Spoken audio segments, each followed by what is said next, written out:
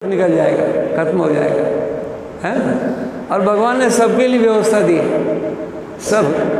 सबकी संतुष्टि के विधान के लिए भगवान ने कार्य किया है। जिसको जितनी आवश्यकता है भगवान ने उसकी पूर्ति की है।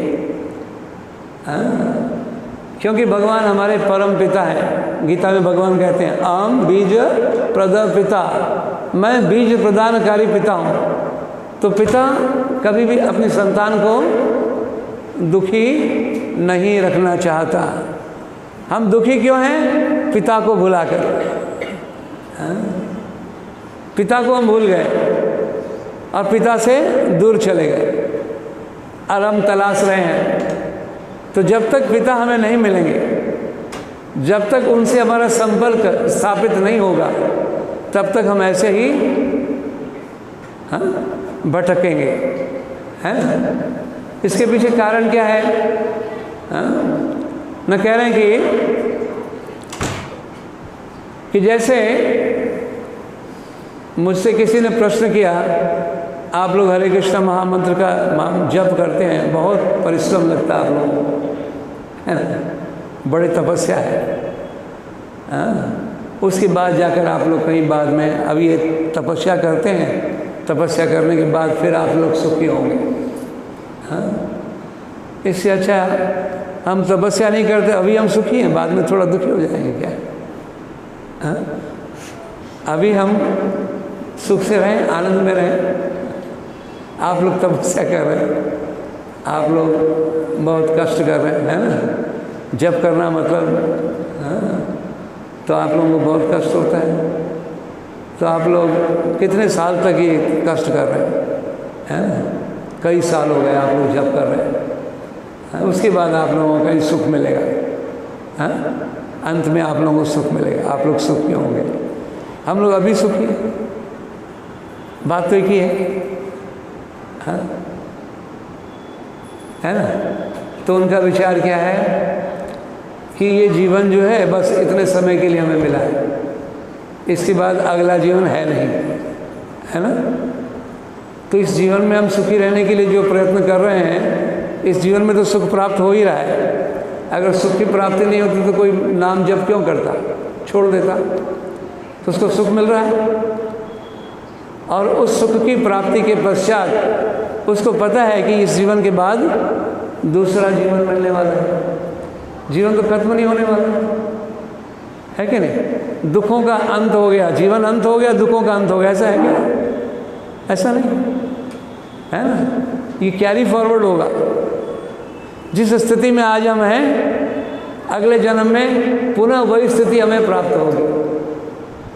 समझ रहे? जितना हमने किया, जितना हमने संजोया, वो आगे जाके हमें मिलने वाला है। कौन सी वस्तु? आध्यात्मिक अनुशीलन। भगवान की जो भक्ति है वो जितनी हमने की, वो उस जीवन के लिए सिर्फ नहीं, अगले जीवन में वो कैरी फॉरवर्ड होगा। क्योंकि शरीर तो हम छोड़ेंगे, शरीर से जुड़ी हुई जो भी वस्तुएं हमने प्राप्त की हैं, वो तो यहीं छोड़ के जाना है कि नहीं। उसको तो साथ लेकर नहीं चलना, सीधी सी बात है। लेकिन आत्मा वह तो जाता है, उसको एक नया शरीर प्राप्त होता है ना। ये जानकारी सभी को है, क्योंकि हम लोग सभी भागवत धर्म के अनुयायी हैं, अनुशीलन करने वाले। सबको भागवत धर्म के बारे में पता है। भागवत धर्म मतलब सनातन धर्म, आत्मा का धर्म, है ना। ये कोई हिंदू, मुस्लिम, क्रिश्चियन, सिख, ईसाई का धर्म नहीं है ना। ये धर्म किसका? आत्मा का धर्म। हर जीव के अंदर आत्मा विद्यमान है। उस आत्मा के कल्याण के लिए जो कार्य हमने किया, वह आत्मा के संग जाने वाला है। और शरीर के लिए जो भी कार्य हमने किया, वो यहीं छोड़कर चलना है कि नहीं। कुछ बांधकर नहीं लेकर चलना है ना। चाहकर भी हम उसको बांधकर लेकर नहीं जा सकते। अब हम जिस सुख को प्राप्त करने में लगे हैं, वह सुख हमें मिल रहा है, लेकिन इस शरीर के उपरांत फिर एक नया शरीर मिलेगा, तो जैसा सुख हमें चाहिए वैसा सुख हमें पुनः प्राप्त होगा, है? कौन से सुख में हम लिप्त हैं? भौतिक संसार के सुखों में हम लिप्त हैं।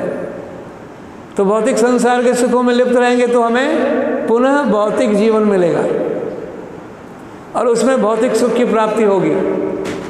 लेकिन हमें जानकारी भगवद गीता से प्राप्त करनी है कि इसके अलावा जो सुख है, जो आध्यात्मिक सुख है, वह वास्तविक सुख है, आत्मा का सुख।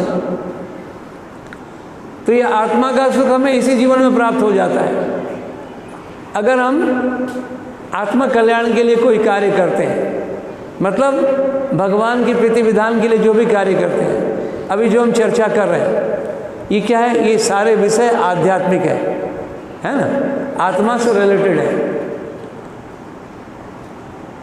नारद मुनि से भगवान कहते हैं कि नाहम तिष्ठामि वैकुंठे, हे नारद, मैं वैकुंठ में नहीं रहता।